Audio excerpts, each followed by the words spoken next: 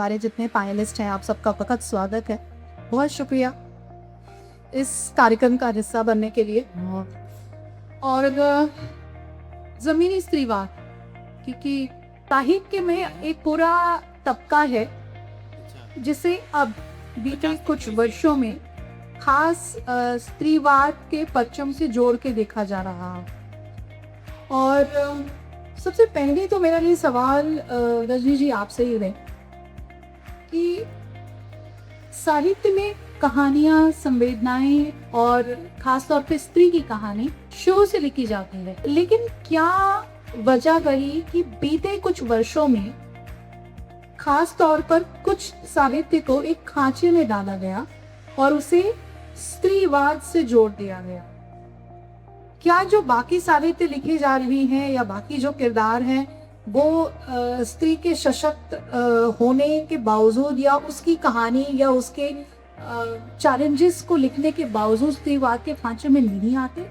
और जो साहित्य आता है उसमें ऐसा क्या खास है जिसे उस एक लेबलिंग के साथ प्रमोट किया जाता है? इसकी शुरुआत में सबसे पहले रजनी जी से ही शुरुआत करूंगी। बहुत बहुत धन्यवाद आप सबसे मुलाकात करने का और इतना शानदार वेरी निपुण कार्यक्रम का हिस्सा होने के लिए। और सबसे पहले तो मैं सैल्यूट करना चाहती हूँ सरिता मिश्रा को, जिन्होंने इतने बड़े स्तर पर इतने कार्यक्रमों को अपने तरीके से अपने टीम के साथ आयोजित किया, कार्यान्वित किया हमारे साथ में। उनका जो रूप है वो केवल सैद्धांतिकी नहीं है, ठीक वही बात आज इसी बात के संदर्भ में भी मुझे करनी है। देखिए, मेरा ये मानना है कि हमारा देश बहुत शहरी और महानगरी जीवन बहुत कम प्रतिशत है। हमारा जो 70 से 80% का जो हिंदुस्तान है वो गांव और कस्बों से गहराई से जुड़ा हुआ है और हम सब लोग उसी मिट्टी, उसी संस्कृति, उसी जीवन से जुड़े हुए हैं, जहाँ की धड़कनों में पिछले 3 दशक से लड़की होने की अनुभूति एक दर्द, एक अनकही सी चुभन के साथ मैंने महसूस किया है, मैंने देखा। और लड़का होने की जो राजे बादों के साथ स्वागत करने की जो हमारे भारतीय परंपराओं में चलन है वो भी हम सबको याद होगा, हम सबकी स्मृति में होगा। तो मैं कहना चाहती हूँ कि जब हम बहुसंख्यक आबादी गाँव और कस्बों की बात करते हैं, जहाँ पर शिक्षा ज्यादा से ज्यादा 10वीं या 12वीं तक नहीं है और बहुत पीछ काट के नई जनरेशन तक आते आते बीए इसलिए करा दिया जाता था, एमए इसलिए करा दिया जाता था ताकि लड़की की शादी किसी पढ़े लिखे अच्छे से आदमी के साथ हो जाए। ये जमाना जहाँ पर आत्मनिर्भरता का पर्याय शिक्षा नहीं, इस परिवेश से निकल के आज हम हमारी आधी दुनिया जहाँ जिस मकाम पर खड़े हैं वहाँ पर किसी सैद्धांतिकी ने काम नहीं किया है, किसी स्त्रीवाद ने काम नहीं किया है। हमारी आधी आबादी ने खुद बढ़कर संघर्ष से चुनौतियों को स्वीकार करके सीधी सीधी बातें कही के कि हाँ, हमें उसी तरह समझा जाए जिस तरह की आप हैं। हम व्यक्ति के रूप में संपूर्ण चेतना संपन्न, व्यक्तित्व संपन्न व्यक्ति हैं। हम महज स्त्री या महज लड़की नहीं है। तो ये जो मादा या नर होने की अनुभूति से परे एक व्यक्ति के रूप में चेतना का जहाँ विकास शुरू होता है वो बहुत लंबी प्रक्रिया है और सबसे लंबी और सबसे कठिन यात्रा होती है निजता, आजादी और आत्मनिर्भर। अभी हमारी यात्रा केवल शुरू हुई, अभी हमने सब खाना सीखा है, अभी हमने अपने को पहचानना सीखा है। जब घूंघट के पीछे तमाम डर, आशंकाएं, असुरक्षाएं मूल बाहर खड़ी है, जहाँ आर्थिक आजादी आपके पास नहीं है, सबसे बड़ी सबसे बुनियादी खंबा जहाँ पर टिक के बड़ी बड़ी बातें कर सकते हैं, सोच सकते हैं, आसमान की तरफ देख सकते हैं, वो केवल और केवल आर्थिक आजादी है। मुझे कहने में कोई संकोच नहीं कि केवल ग्राह्यभूमि लेखन की मैं कभी वो नहीं करती कि ये लेखन हमारे बहुसंख्यक आबादी से कनेक्ट कर रहा है, जोड़ रहा है। हमारे लेखन की यात्रा जब तक बहुसंख्यक आबादी हमारे गाँव, हमारे कस्बों में रहने वाली लड़कियों से, महिलाओं से नहीं जुड़ती, तब तक स्त्रियों का सारा संघर्ष केवल सैद्धांतिक है, केवल वैचारिक है, केवल पुराण में, कल्पना में गड़ा हुआ। और मुझे ऐसे वायवीय लेखन से सदा से तमीज था। पहले उपन्यास से लेके आज तक मेरे जितने भी ज्ञात उपन्यास आए हैं, मैं आपको ये साझा करते हुए मुझे अच्छा लग रहा है कि कोई भी उपन्यास कल्पना से गढ़ा हुआ नहीं। सारे उपन्यास सच्चाई की जमीन पर वैसे ही किरदारों के साथ जो जिंदा किरदार है उन्हीं को अच्छा बना के, इसलिए मैं इस चीज का सशक्त बहुत ताकत से इस चीज को उहारना चाहती हूँ कि लेखक केवल वायवीय नकली लेखन, फेक लेखन कम से कम पहली बात। दूसरा बात, जो स्त्रीवाद की बात, जो सवाल जो मेरे सामने कई बार रखा है, मैंने खुद इसी विमर्श से लंबा किया है, जब अध्ययन किया है, तो ये तो करीब 2000 से लेकर 2026 में चल रहा है। सिर्फ 2 दशक से ज्यादा समय हो गया। जब हम स्त्री की निजता, अस्तित्व, आजादी की बात करते हैं, तो स्त्रीवाद वो अक्सर ये बात किया जाता है कि पाश्चात्य से, पश्चिम से आया हुआ है। हिंदुस्तानी जड़ों में तो पहले तक तय समाया हुआ स्त्रीवाद हमेशा से रहा।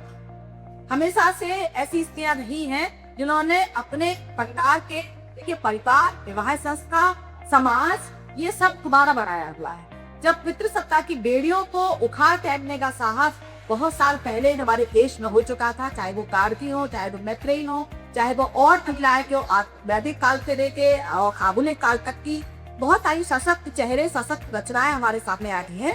तो मैं यहाँ ये कहना चाहती हूँ, ये जोड़ना चाहती हूँ कि ये जो तथाकथित स्त्रीवाद है, मैं उसकी पैरोकार नहीं करती। मेरा लेखन, मेरा जीवन संघर्ष, चुनौतियों का सामना करने में है, और उस सामना करके अपनी जमीन तलाशना और अपनी सहकर मेरी जो महिलाएं, जितनी लड़कियां हैं, उनको वो दिशा दिखाना ताकि वो अपने को पहचान सके, अपनी आजादी को, अपने आत्मनिर्णय को और अपने चेहरे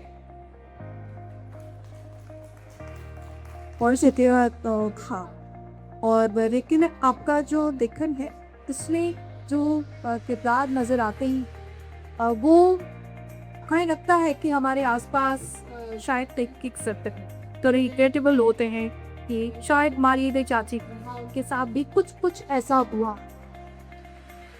आपने एक शब्द का जिक्र किया जो हम सबके जीवन में बहुत खाम हो गया, समाज में बहुत काम है, और किससे और कविताओं में उसको कहा जाता है, बीना जाता है, और मुझसे बहुत पितृसत्ता।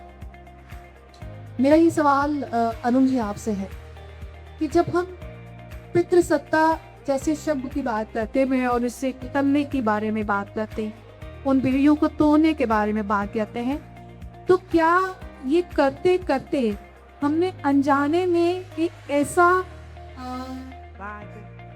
मजबूत एक इज्जत तैयार कर लिया है जो कहीं ना कहीं स्त्रियों को ही दबाने पे आमादा है? वहां पर भी एक हायरार्की हो चुकी है, पावर हायरार्की हो चुकी है।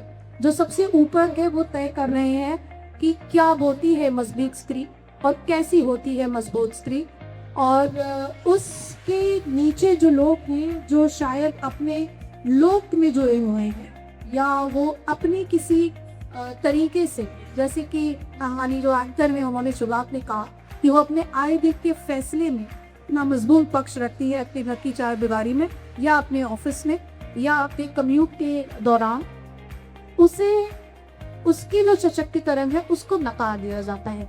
Are we creating another therapy of power play in feminism? जी, ये सवाल मेरा सिर्फ ये है कि क्या पितृसत्ता को हटाते तटाते जो शोषण हम पितृसत्ता से उम्मीद कर रहे थे, वैसा ही कुछ स्त्रीवाद में भी शोषण होने लगा कर स्त्रियों के ऊपर?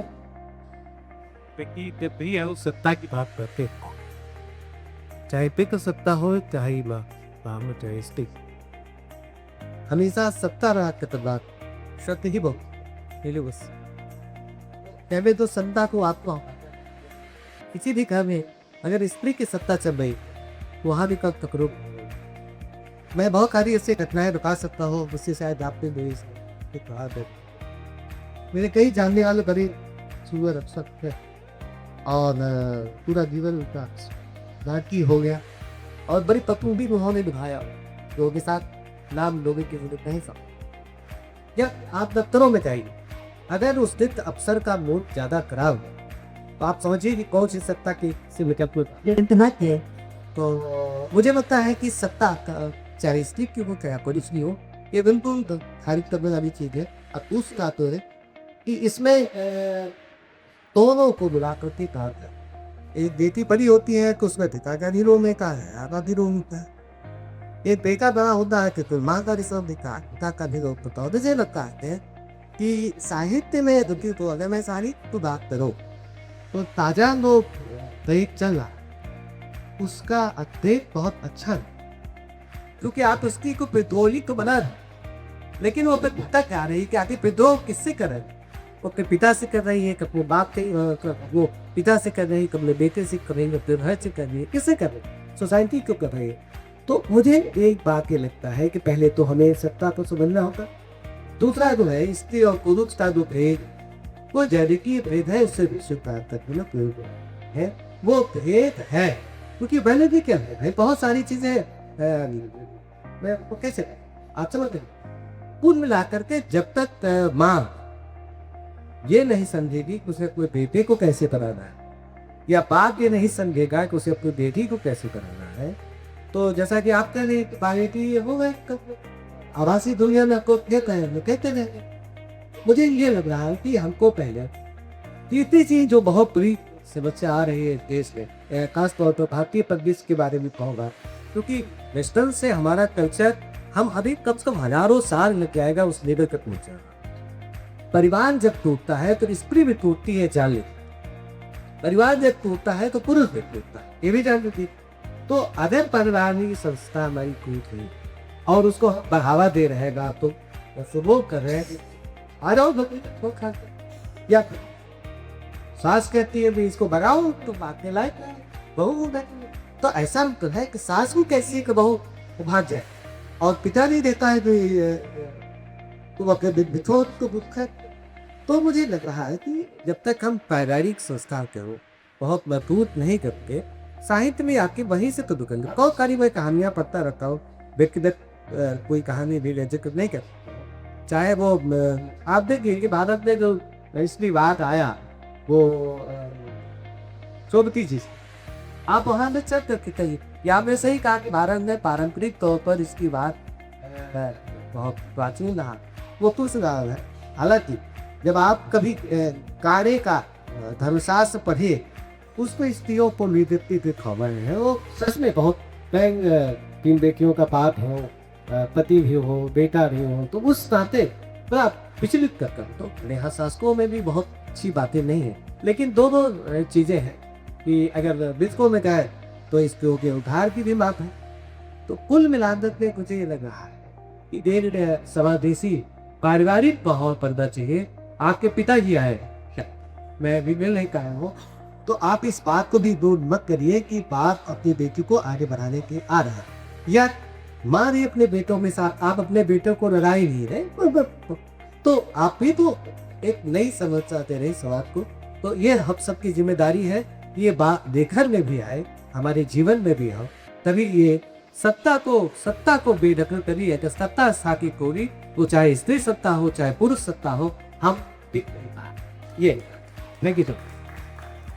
बहुत ही शुक्रिया अमित जी।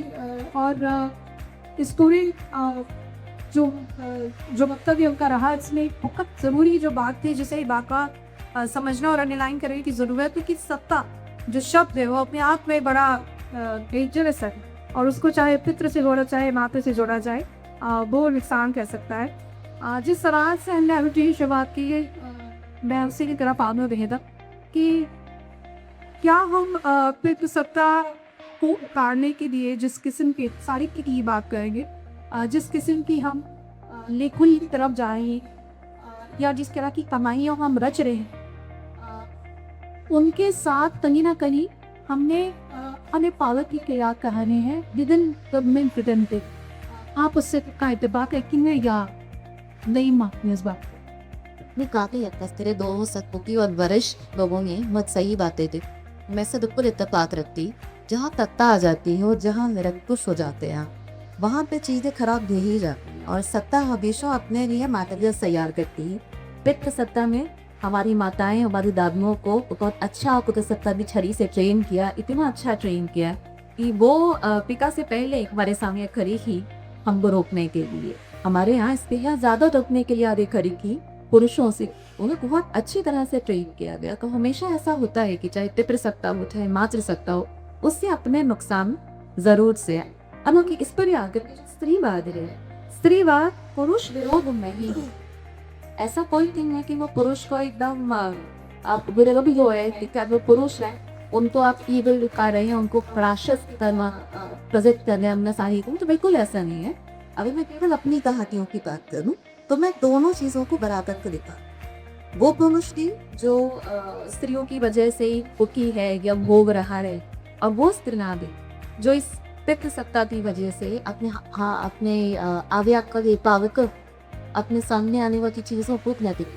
तो जब इसको एक समानता बनाना शुरू किया गया, केवल पुरुषों में गाली ही नहीं दी गई, हम पूरी कोशिश कर रहे हैं ये संबंध बनी पुरुष की तरह से संवेदनशील हो, जो उसके अंदर है लेकिन को दिखा नहीं पाता है, वो शुरुआत से दिखाने थोड़ा और हाईलाइट करने की कोशिश कर रहे हैं। तो मुझे लगता है कि ये सही सवाल है आपका, और ऐसा हो रहा है कि हमने एक प्लान देते हैं, एक और लाइन खड़ी कर दी है जो पितृसत्ता में जाते उन्हें रंगों को किसी ना किसी को लगाए। बहुत शुक्रिया, बहुत विवाह से कहने के लिए कि हाँ, अगर हम पितृसत्ता को कार्य के लिए जितनी कोशिशों को कर रहे हैं, जो लोग इस कोशिश को कर रहे हैं, अगर वो इसके सक्षम हो जाते हैं तो कल को हो सकता है वो भी निरस्पष्ट होकर किसी और सत्ता के तहत आपके सामने। मैं इस एक राजनीतिक उदाहरण जरूरत है ये तत्व ज्योति बसु को हटाते हटाते ममता बनर्जी सेम हो, लेकिन इसी तत्व के खिलाफ पे खड़ी नहीं थी। हम ये लक्ष्य रही थी आज तक उसारो जो सोच के थे कि ज्योति बसु का जारी जी, उसके बाद वहाँ पे सब लोकतंत्र बहाल हो जाता, ऐसा नहीं हुआ।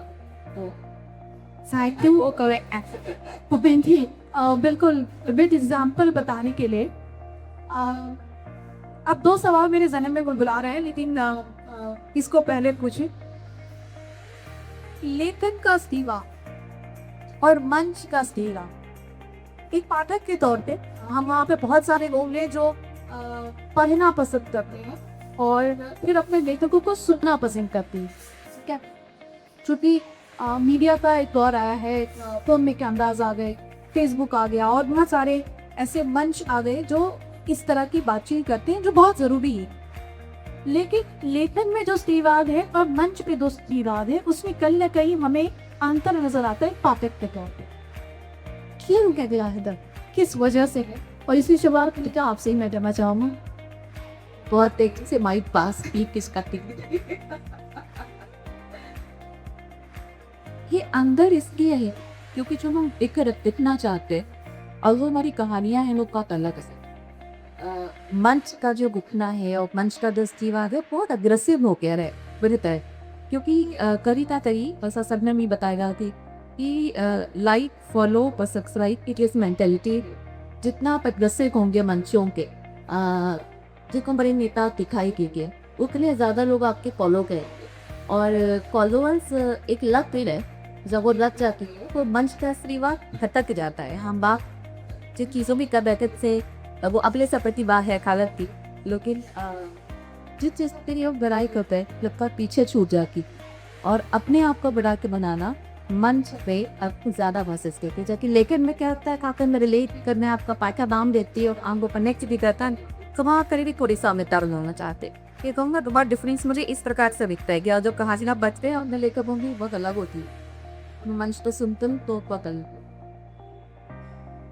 Thank you Devika. और इसी सवाल से जोड़ते हुए मैं नजूल आपसे सवाल दे सकूँगी, एक सवाल नहीं कि लेखन का स्त्रीवाद और मंच का स्त्रीवाद क्या अंतर नज़र आता है। और चूँकि आप का जो आपकी जो जनरेशन है उसे हम अपनी एक सीनियर जनरेशन में भागते, और क्या ये तब भी उतना ही मौजूद था या ये सोशल मीडिया और देखने की चाह जो है, या जैसे ये विनीता ने कहा कि लाइक फॉलो सब्सक्राइब की जो लत है, इसकी वजह से ये खाली ज़्यादा कैदली बने लग गई है कि लेखन में का जो आपका विचार होता था और जो असल विचार ने जो आप मंच पर कहते हैं उनमें कई गहराई आने लगी। ये सही है कि हमारे आज से 2010 या 2010 की बात है, एक हाई जैसा जीवन था वैसा लेखन था और कैसे पाठक कनेक्ट। एक रजनी अनुरागी करके बुक में बहुत अच्छी कुछ पंक्तियां लिखी हैं। तो कतना का सहा होकर लिखते वो कविता, और हमारी कविता रोटी बनाने में जल जाए। अक्सर कपड़े धोते हुए पानी में बह जाती है कितनी ही बार, झाड़ू लगाते हुए साफ हो जाती है मन से, पोंछा लगाते हुए गंदे पानी में निचोड़ जाती है कविता। ये जो स्त्रीवाद है जिसकी बुनियाद घर से शुरू होती है, मैं पूरी सच्चाई के साथ सबसे साझा करना चाहती हूँ। स्त्री का कोई घर नहीं होता, इसमें परिवार, विवाह संस्था, धर्म, न्याय और विद्या सभी के लिए निवारक है। मैं इसमें किसी को भी स्पेस देने के मूड में नहीं, क्योंकि घर में हर कहीं बिखरी होती है औरत, लेकिन उसका कोई घर नहीं होता। वह घर होता है दूसरों के लिए, दूसरे रहते हैं मगर वो खुद में नहीं रहती, क्योंकि तरह की भूमिकाएं तय करती हैं आपने औरत के लिए।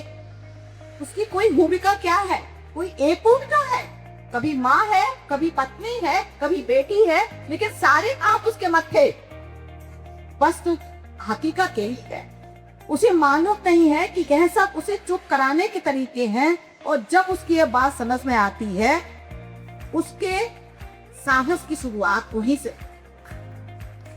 तो ये समझने में काफी उम्र निकल जाती है, जहां से उसके जीवन में उस साहस या इंडिविजुअलिज्म जिसे कहते हैं, निष्ठा कहते हैं, और जहां से जमीनी संकट का शुरू होता है। आज ये दिन ब दिन चकाचौंधी चेहरे और चकाचौंध के पीछे के अंधेरे, दोनों में दूरियां बहुत बढ़ गई है सत्ता। और ये मेरे लिए खासतौर में मेरी जनरेशन में लिखने वाले रचनाकारों के लिए ये बहुत ही शॉकिंग है कि इतना बड़ा गैप उतने लेयर्स चढ़ा के लोग देखते हैं, और जब देखते हैं तो कोई दूसरी ही दुनिया, नकली दुनिया बच देंगे। आप अपने व्यक्तित्व में मानवीयता लाइए, मनुष्यता लाइए। हम गैरों को नहीं, किसी को भी गले लगाने के लिए हमारी जब तक दोनों बाहें अपलाएंगी नहीं, तब तक किसी तरह का किसी तरह की सैद्धांतिकी या किसी तरह की वैचार की उनके में सख्त खिलाफ है। लेखन में अगर आप आए हैं तो आप जीवन से जुड़े हैं, और जीवन से जुड़े हैं तो मनुष्यता को खारिज करके केवल चकाचौंधी बातें तो वह सभी निर्माण करने के लिए इमेज पे आपको सोशल मीडिया में सक्रिय रहते हैं। जिस तरह के विधान को मैं देख रही हूँ पिछले 5 साल 10 साल में, वो एक नकली दुनिया, नकली फॉलोअर्स जिनको आप जानते भी नहीं, समझते भी नहीं है, उनके पीछे भावना और लेखन में दुनिया उतारना, इसके बीच का गैप कम से कम ना मेरी जनरेशन से पहले था ना आज है। मेरे जी तो कहीं होगी संभव।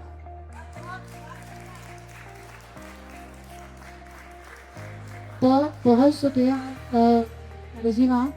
और मैं ये एक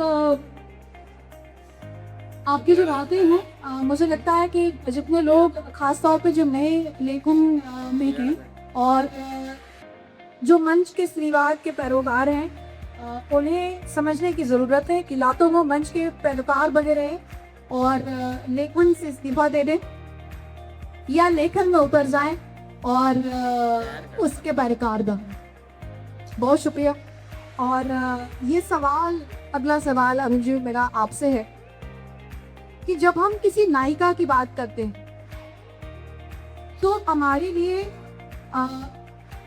वो सशक्त होनी चाहिए, और उसके जो एक्शंस हैं, उसके जीवन में, चाहे वो विद्रोह हो, खास तौर पे अगर वो विद्रोही नहीं है, मौन है उसका त्याग, या वो अपनी चीज़ों को समेट करके सहज होकर के चल रही है, ऐसी कहानियाँ अब तो कम दिखती हैं। ऐसी कहानियाँ पहले दिखती थी जहाँ पर जो किरदार होता था उसके मौन में हम पाठक के तौर पर प्रतिरोध को देखते थे, समझते थे, स्वीकारते भी थे। लेकिन अगर आज ऐसी कोई स्त्री किरदार, खास तौर पर स्त्री किरदार अगर हमें दिखता है, या कोई भी किरदार दिखता है जो मौन को अपना प्रतिरोध बनाने की कोशिश कर रहा है, तो उसे सशक्त नहीं माना जाता, उसे कहीं ना कहीं कमज़ोर माना जाता है और लेखक पर भी ये इल्ज़ाम लगता है कि बड़ा रिग्रेसिव लेख है ये। तो ये जो बदलाव है इसकी वजह और क्या ये सही है या अभी भी लेखकों को उसी तरह के किरदारों को जो ज़मीनी सच्चाई से है, क्योंकि ज़मीन पर विद्रोह कम लोग करते हैं, मौन अधिकतर लोग अपनाते हैं, इसके बारे में क्या कहना है? सवाल के डाइजेशन सवाल ये इसका उत्तर भी दो, ऐसे फ्लाइट नहीं दो बस। देखिए हर तरह के लोग हैं और जो हमारे सामने जो घटित होता वो हमको प्रभावित करता है बहुत, और हम सबको अलग अलग तरह से। अब स्त्री को मौन होकर के विद्रोह करना चाहिए नहीं करना चाहिए, या उसे तुरंत दंडा खा उनको रिपोर्ट देना चाहिए कि नहीं चाहिए, ये बहुत वैरी करता है और सिचुएशन पर भी निष्पत्तियाँ है। हमने इनकी एक छवि बना दिया है कि अगर औरत ना बोले और इतना बार ऐसे भीतर भीतर आग हो जाए तो उसका अलग कंट्रोल का, क्योंकि स्त्री को हमने स्वीकार किया को लड़ाता रहा तो उसका बोल देखो वो तो बर्दाश्त नहीं है, पुरुष को कहते और स्त्रियां भी नहीं करती क्या कदो तुमको बेटू लोग होंगी नया कहेंगे कहते वो ये कह रहा है कि भाई नहीं वो तो बहुत सारी कहानियों ये बेटा क्या कहते साहब उससे तो चुपचाप उसको सह क्या और वो कहानी मतलब जब आप कहानी को ही मार दे रहे तो स्त्री को मार के दे क्यों। एक दूसरी चीज है कि बाजार 90 के बाद आपको समझे लगता है कि ना तुझे आंतरिक हो जाओ, 90 के बाद पूरी दुनिया में वो बाजार बना, उसमें आप यकीन मानिए कि स्त्री की छवि को बहुत ज्यादा बहुत ज्यादा 92 के बाद तो पैसा बहुत आप ये करता है वह पैसे करना है। एक को ये कि जो रही सही बात थी इस लोग के लेकर कि वो थोड़ा कुछ बचा तो था ही नहीं, अगर पर बचा था तो बाजार में उसको और तक पूरी तरह आप देखो किसी भी विज्ञापन में सबसे ज्यादा कौन और जो दिख रहा है वो क्यों दिखा, यही अगर कोई उत्पाद देखे ये कोई इसका तो क्यों का ये भी आप तीसरी चीजें की बात है। अब लेखन में हमको हमेशा गोल मॉडल बदलते हैं, ये जान ये हर स्त्री सीता हो ये जरूरी नहीं, वो सुबलखा भी हो सकती है और हो सकता है सुबलखा किसी नए रूप पे भी हो सकती है। अगर आप उस लिहाज से देखिए तो वो भी विद्रोह ही था। ये अगर उसमें पहले निवेदन किया तो ये किसको हक जाता था, उसकी नाक कान काटा, लेकिन क्योंकि वो स्थितियां अलग थी, आज की स्थितियां अलग थी, तो मुझे लगता है कि समय के हिसाब से स्त्री का रोल भी बदला है और समाज का रोल बदला है। और बाजार में मैं फिर कह रहा हूँ कि बाजार में स्त्री का जितना दुरुपयोग किया है, सदुपयोग नहीं कहूँगा, जितना दुरुपयोग किया है वो आप लोग समझ नहीं समझिए इसको। मैं बड़ी स्ट्रांगली इस बात को कह रहा हूँ कि आपको हो सकता है कि माल मत्ता ले जाता हो, लेकिन आपका जो छिन रहा है वो आने वाली पीढ़ियों के लिए एकदम गुड साइड नहीं है। इसलिए ये रोल मॉडल में लग जाइए कि क्या लिखा जा रहा है, क्या नहीं जा रहा है, क्या हो रहा है, जो दिख नहीं रहा है उस पर जारी। एक दूसरी चीज है कि समाज संवेदनशील बिना मानविकी सब्जेक्ट के नहीं हुआ। पूरी दुनिया में आपको मैं बता दूं, इस बात को बड़ी चिंता जताई जा रही है कि जितने मानविकी सब्जेक्ट्स हैं वो सब खत्म किए जा रहे हैं। आज कोई बच्चा इतिहास नहीं पढ़ना चाहता, कोई भूगोल नहीं पढ़ना चाहता, साहित्य कोई नहीं पढ़ना चाहता। आप कंप्यूटर साइंस पढ़ा करके, आप रॉकेट साइंस पढ़ा करके, आप जो सब्जेक्ट आईआईसीएन बना करके मनुष्य नहीं बना सकते हैं, न बेटी बना सकती है न पिता।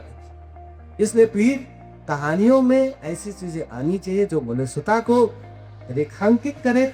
इसलिए अभी मैं आपको एक चीज बताऊं, दूसरा साहित्यकारों के साथ मैं फिर कह रहा हूँ, अगर लंबा नहीं है, मेरी समस्या है कि ये हमारे युवती से बात करते हैं कि खाली साहित्यकार ये करेंगे, ये करे क्यों है कि अगर हमको एक पार्टी में रख दिया सबको तो पार्टी को ढकने की जरूरत नहीं। क्यों? क्योंकि हम सबका पैर पकड़ करके एकदम नीचे बैठे हैं। आप बताइए कि बहुत अच्छी कहानी जो आपको टच करती है, आपने क्या उसको 10 लोगों को पढ़ाने की कोशिश की तो पढ़ करके उससे सीखे? आज से 100 साल पहले लिखी गई कहानी हार की थी, उसने कहा था आज क्यों पढ़ी जा रही है भाई? क्योंकि हम उसको कैरी फॉरवर्ड करते हैं कहीं। मुझे लगता है कि ये हम सब की एक नैतिक जिम्मेदारी है कि हमारे पेट जो अच्छा रच रहे हैं उनको आप आगे लोगों तक पढ़ाइए, ताकि वो भी सीखे कि इस कहानी का मर्म क्या है और कैसे हम समाज को देखे। कहानियां सीधे इलेक्शन नहीं है कि आपको लगा दिया गया और तुम्हें बदल जाएगी। वो पीढ़ी दर पीढ़ी संस्कार बदलता है, और ये जो आज आपको दिख रहा है अचानक नहीं हुआ। इसलिए मुझे बेहतर से इस बात का आप सबसे आग्रह करेगा कि जो लिखी जा रही है राइटी है, बराबर अप्रोप्रिएट नहीं है तो साइड में करिए, लेकिन ऐसा नहीं है बहुत अच्छी कहानियां भी लिखी जा रही है, नॉवेल्स लिखे जा रहे हैं। और ऐसा नहीं है कि सारे बड़े लोग लिख रहे हैं, बहुत नए लोग भी बहुत अच्छा लिख रहे हैं, तो सबको पता रहता हूँ। तो ऐसी दो रचनाएं और कविताएं हैं, जैसे अभी आपने कुमता तनु तो नाम नहीं लिखा, ऐसे बहुत सारी बातें सुने। तो इन रचनाओं को प्लीज, जो साहित्य जिसका जो काम था, जो केवल मसाल नहीं है, संस्कार भी होता है।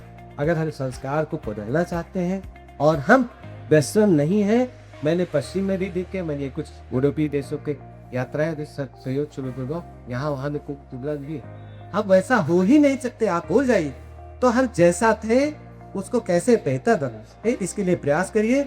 उसमें साहित्य की भूमिका बहुत अच्छी है, मानव की सचेत चित्र है, उनकी भूमिकाएं बहुत अच्छी है। आप मैकेनिज्म, आप मशीन बना करके सोसाइटी को आगे बढ़े। Thank you so much. बहुत शुक्रिया। और सब तुमको लंबा होगा क्योंकि ये बहुत बताते टॉपिक है, लेकिन ये आखिरी सवाल मेरा डिग्री का आपसे और रजीला आप दो से है ये, और खास लेखन और साहित्य को रखते हुए मद्देनजर कि अगर किसी लेखन में खासतौर पे जब मैं आप दोनों की कहानियाँ और उपन्यास मेरे पढ़े हुए हैं, जिस स्त्री किरदार को आप रचते हैं और अगर उसके जीवन में जो चैलेंजेस आते हैं वो हम में से किसी के भी जीवन में आ सकते हैं, बहुत आम बात बारीक दिक्कतें हैं, और उसकी जो उसका विद्रोह है वो बहुत बारीक है, बहुत महीन है। खासतौर पर मैंने ये बात तुम्हारे किरदार के लिए भी करी थी गुंजा, कि उसमें ऐसा नहीं है कि वो सबको छोड़ करके और तोड़ करके वो आगे निकल जाती है, वो अपने परिवार को समेटती है, सहेजती है। ऐसे ही किरदार आपके भी हैं रजनीबा, कि वो विद्रोह दिखता है, उसके अंदर की का क्रोध दिखता है, उसकी छटपटाहट दिखती है, और अपनी जिंदगी को बेहतर बनाने की उसकी कोशिशें ये दिखती हैं। लेकिन कहीं पर भी थोड़ा वो खुद टूटती है, रिश्ते टूटते हैं ऐसा नहीं है, लेकिन साथ में खुद भी टूटती है। तो बहुत इन फेस फेमिनिज्म नहीं है, या मैं कहूँ कि इन फेस विमर्श नहीं है। क्या ऐसा होता है कि जब आलोचक बहुत इंटेलेक्चुअल लोग होते हैं, मैं तो बहुत दूर रहती हूँ उनसे, मैं ऐसा कोई खास ताप नहीं दिख रहा है कि उनकी नजर मुझ पे पड़े, लेकिन मैं देखती हूँ कि आलोचक कहानी की रेशा अलग करते हैं और फिर कहते हैं कि इसमें किरदार ऐसा क्यों नहीं था। मतलब अगर साझा सा किरदार है, घर में कहानी बना रही है, कहीं नींदे जा रही है, उसकी वही ख्वाहिश है, तो उसने कुछ बारह क्यों नहीं सोचा, उसने किसी विमर्श को क्यों नहीं रखा। और फिर विमर्श के भी कुछ ट्रेंड नजर आते हैं। विद ड्यू रिस्पेक्ट, हमें दलित विमर्श होना चाहिए, स्त्री विमर्श भी मुझे लगता है कि थोड़ा सा ठंडा सा हो गया है, क्योंकि वो मंच पे अधिक नजर आने लगा है, तो वो स्त्री विमर्श दलित विमर्श होना चाहिए। माइनॉरिटीज के लिए आपने क्यों नहीं बात की। मतलब अगर कहानी आम सी है, यदि आज सुबह से एक मंच के कार्यक्रम के लिए मैं बहुत ही परेशान थी और साथ तक मुस्कुराहट की कार्यक्रम सुंदर हो गया, तो ये कहानी नहीं होगी, क्योंकि इसमें कोई विमर्श नहीं है। विमर्श के बिना सादा सुंदर सही कहानियां आज साहित्य में क्यों नहीं दिखती? क्या इसमें आलोचक बहुत बड़ी भूमिका निभा रहे हैं? ये सवाल आपसे यनिका और रजनी आप दोनों सब।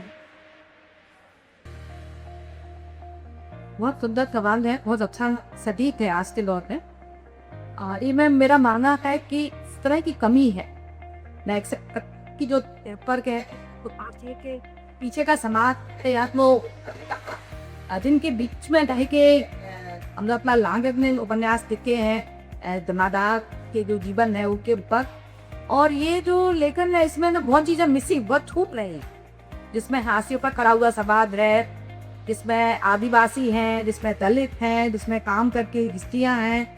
जैसे कि वो एक लड़की थी जो काम करती थी, उसके घर में रहते हुए मैं एक उपन्यास साफ कथात्मक आया था। तो आप कितना कथित का साहित्य आया है, बहुत साहसिक तरीके से, जिस तरह से कि उन चीजों को आना चाहिए अभी छूट रहे हैं। खास तौर पे भटकल बनने वाली या झाड़ू पोछा करने वाली लड़कियां, अब वो लड़कियां जो छोटे गाँव से या लड़कों के आसपास रहने वाले लोग कहती हैं कि सपने बड़े ऊंचे हैं। उनके सपनों के बीच और उनकी का जो सपना है वो लेखक ने किया, और ये बड़ी समस्या है, क्योंकि आर्थिक आजादी भी उन्हें हासिल करनी है और उन्हें अपने सपनों को विस्तार करना। तो गैप है ये अभ्यांगों में आना चाहिए, और इसके लिए बहुत जरूरी है कि वो भी रचनाकार से रचना कर्मी लोग हैं, उपक्रम से कब उस जीवन को लत से देखें और उस जीवन के पास जाएं। मेरे आजकल मेरे दिमाग में एक और किताब है जो ये लंबा काम करना है, इसके ज़्यादा नहीं कहूँगी, कि जो कई स्त्रियों ने अंतिम संस्कार हुआ, और ऐसी अपने देश में 2-4 ऐसी महिलाएं हैं, बनारस में है, इलाहाबाद में है, तो बहुत साहस से जो काम पोस्ट करते हैं उन्होंने अपने हाथ रख लिया है, और उस तरह का लंबा उपन्यास तेज दिमाग में गले में चल रहा है। तो ऐसे अछूते विषयों में काम करता है, और इस तरह के जो छूट गए समाज के हाशिए के लोग हैं, इन्होंने तो शिक्षा जिनके पास नहीं है लेकिन जिनका जीवन ही शिक्षा, उन्होंने ऐसा तुम्हें चुना है कि मुझे पति की जगह वो काम करना है अंतिम संस्कार का, और मुझे अपने पैरों पर आना। और उस महिला ने तो बनारस में है, उन्होंने ऐसा जीवन जिया, और महीने में 2 या 4 डेड बॉडी को जलाती है, और उस तरह एक 16 साल की लड़की से लेके आज वो 70-75 साल की है, तो उनके लंबा जीवन संघर्ष है, और उनका जीवन ही हमारे लिए प्रेरणा। वो रचनाकार को इस तरह को खूब तैयार करा है, जो हाशिए का ताज है, तो दर्द में जी हाँ है, और ऐसे लोगों ने अपना चेहरा पहचाना, अपने से प्यार करना सीखा। तो सबसे जरूरी बुनियादी चीज है कि हम अपने को आईने में देखें और अपने को मजबूत करें, क्योंकि रोने का समय खत्म नहीं। मुझे दुदर से टकोरा, दुदर से बढ़ के संघर्ष और आंखों में सुधार करना, ये मुझे लगता है देखने के लिए जरूरी है, और निश्चित के जीवन। थैंक यू वेदा। मैं तुम्हें दोबारा रिफ्रेम करूंगी कि क्या साबा सुरिया कौसर कहानियाँ अगर बहुत ज़्यादा चैलेंजेस के बिना है, उसमें इन फेस फेमिनिज्म यानी इन फेस विमर्श नहीं हुए किसी तरीके से, है ना, तो क्या और कहानियों को या उन लेखकों को बहुत सशक्त, लेखक को भी बहुत सशक्त नहीं माना जाता है? क्या ऐसा आपको, चूंकि आप नई पीढ़ी को रिप्रेजेंट कर रहे हैं, क्या ऐसा आप कहीं महसूस करती हैं? मैं यहाँ पर अपनी कहानियों की बात करूँगी, क्योंकि सबसे अच्छा होगा कि मैं अपना जो लिखा है उसके बारे में बात करूँ। अब बहुत सारी चीज़ें होती हैं, आप कुछ भी लिखो, इन्हें कुछ ना कुछ शर्त दें। तो हम यहाँ पर बहुत सारी जो बात कर रहे हो, तो हम कह रहे हैं जब आप आर्थिक रूप से कोई भी महिला अगर आत्मनिर्भर है तो वो सशक्त है। मेरी कहानियाँ इसी फर्म को तय करती कि जो पैसा कमा रहा है वो स्वतंत्र है, बिल्कुल ज़रूरी है। आपके घर मुझे काम करने आ रहा है, वो भी पैसा कमा रहा है, वो पिक्चर आ रही है रोज, तब भी अपना बर्तन मांज रही है, आत्मनिर्भर है, अपना पैसा कमा रही है। जो महिलाएं ऑफिस में जा रही हैं काम जगह, उन्हें भी हिंसा से, अपने कैरेक्टर की सूटनी से, इन सब चीज़ों से रोज 2-4 रहना पड़ता है। अपने मन के कपड़े वो अपने ही पैसे से नहीं खरीद सकती हैं। तो ये कहने की बात है कि आप पैसा कमाते ही हैं तो आप स्वतंत्र हो गए। हमें मुझे लगता है बहुत इनफेस नहीं होती है बातें, क्योंकि हमने ये मान रखा हो एक ब्लैक एंड व्हाइट की बात, एक बुरा व्यक्ति होता है और एक सती साध्वी है जो हमने गढ़ी या नायिका पुराने हमारे पुरखों ने, हम चाहते हैं मन नायिका वैसी है। स्मिता भाटी का एक पुराना इंटरव्यू था, उसमें तो कह रही थी कि जब डायरेक्टर उन्हें कहानी सुनाते हैं, आकर बताते हैं क्या कहानी है, तो इसका प्रिया मानक ये होता है कि स्त्री बहुत बेचारी होगी, अब वो इतनी दुखी होगी, उससे कोई बहुत सारे जुल्म किए जाएंगे, वो उसे सहेगी, फिर भी वो अपना घर सहेजे। महिलाएं रोती ही अलग निकली सिनेमा से तो फिल्म हिट होती। तो ये जो हमने एक नायिका गढ़ी थी, चाहे वो किताबों में गढ़ी चाहे फिल्मों में गढ़ी, मुझे लगता है ये ब्लैक एंड व्हाइट होती ही है। हमारे आपके जैसी महिलाएं, स्त्रियां, हम ग्रे लोग, हम किसी के बहुत अच्छे हैं, किसी के लिए बहुत बुरे भी हो सकते हैं। तो मेरी नायिका वैसे ही है जैसे हम वो हमारे अंदर कुछ फ्लॉज हैं, कुछ बहुत अच्छी बातें हैं, तो वो उन फेस नहीं है, पर ये बदलाव के लिए ज़रूरी है। जैसे छोटा चेंज मेरी के कादर मेरी कनाडों में ये है, हमारे यहाँ नहीं किसी कनानी में स्त्री खाना नहीं है, सबके यहाँ तो पति बना रही है बेटे ने। तो जब कोई पढ़ेगा 50 साल भर के वो कहकर तो पिछले ज़माने में पुरुष खाना बनाते थे, क्या करती हो तुम लोग, टेस्ट क्या क्यों बना लिया। धीरे धीरे जो बड़ा क्या है धीरे धीरे थोड़ा गए, तो अकिन पेस ना हो, पर छोटे शौकीन रचनाएं, छोटे छोटे चेंजेस वहाँ पे इंट्रोड्यूस करते हैं। हाँ, मैं ये कह सकती हूँ कि मैं गाँव की कहानियाँ नहीं लिख रही हूँ, लेकिन शहर में जो कहानियाँ छूट जा रही हैं वो काम मेरा है पकड़ने को। पत्रकार की ऐसे सिमर से पकड़ती थी, कहानीकारी है कि से को के। Thank you so much Vinita. जो छोट गाता है उस पर ध्यान देना और वहाँ से सिरे को उठा करके एक कहानी को रखना, मुझे लगता है जितने नए कलाकार ने जो कहानियों की तरफ रुझान रखते हैं ये उनका काम है। एक मंच के तौर पर हमारा काम था कि जो चीज़ें छूट रही हैं जिस पर आपका ध्यान आकर्षण होना चाहिए उस तरफ ध्यान लेकर जाना। ये चर्चा बहुत लंबी है और बहुत ब्रीविल है, अगर हम बैठे तो हम कम से कम अभी 1 घंटे और इस पर चर्चा कर सकते हैं। बहुत सी कहानियाँ दिमाग में हैं, बहुत से किरदार दिमाग में हैं, लेकिन कार्यक्रम की रूपरेखा होती है और उसी के तहत चलते हुए इस चर्चा को हम नहीं विराम देते हैं। आप तीनों का बहुत शुक्रिया, बहुत मन से और बहुत सुंदर गवाती है आप सबने, बहुत शुक्रिया।